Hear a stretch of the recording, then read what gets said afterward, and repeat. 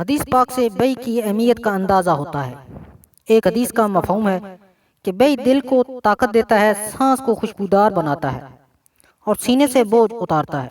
ایک اور حدیث کا مفہوم ہے بیع کھاؤ کیونکہ وہ دل کے دورے کو ٹھیک کر کے سینے سے بوجھ اتارتا ہے۔ السلام علیکم، ونار بیوٹی ٹپس کے تمام معزز بہن بھائیوں کو خوش آمدید کہتا ہوں اور امید کرتا ہوں کہ آپ تمام بہن بھائی اللہ پاک کی رحمت سے بالکل خیریت سے ہوں گے۔ آج ایک نئی ویڈیو کے ساتھ دوبارہ آپ لوگوں کی خدمت میں حاضر ہوں۔ آج ہم بات کرنے جا رہے ہیں بیع کے فوائد کے اوپر۔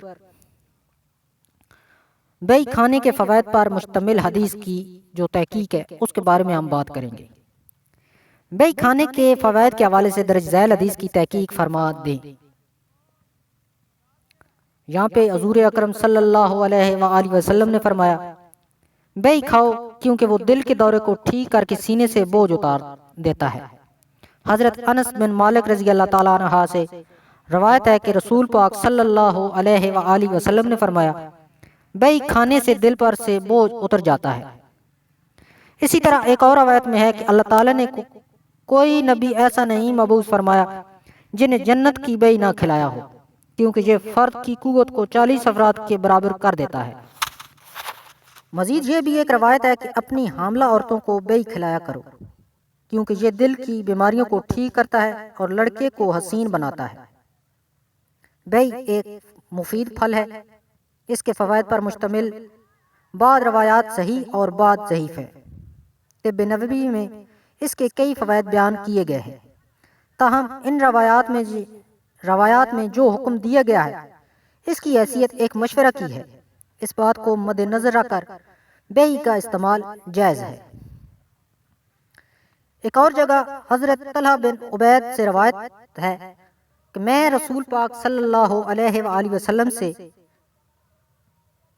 پاس حاضر ہوا تو آپ کے ہاتھ میں بیع پھل تھا، تو وہ آپ نے میری طرف بڑھایا اور فرمایا اے ابو محمد اس کو لے لو کہ یہ دل کو مضبوط کرتا ہے۔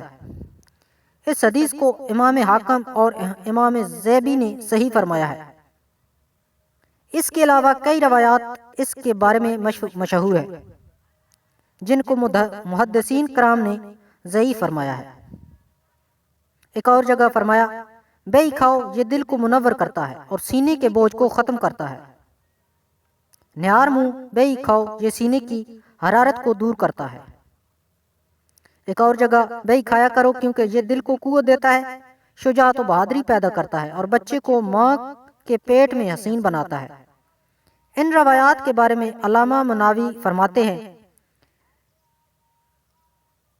کہ اس حدیث میں محمد بن موسیٰ الحوشی ہیں جن کے بارے میں امام زیبی امام ابو داؤد کے حوالے سے فرماتے ہیں کہ یہ عیسیٰ بن شعیب سے زیادہ ضعیف ہیں۔ ابن حبان نے فرمایا یہ قابل ترک ہیں۔ یہ تھی آج کی ویڈیو۔ امید ہے آپ کو ہماری یہ ویڈیو پسند آئی ہوگی۔ پسند ہے تو ویڈیو کو لائک شیئر ضرور کریں اور ہمارے اس چینل کو سبسکرائب کریں۔ شکریہ۔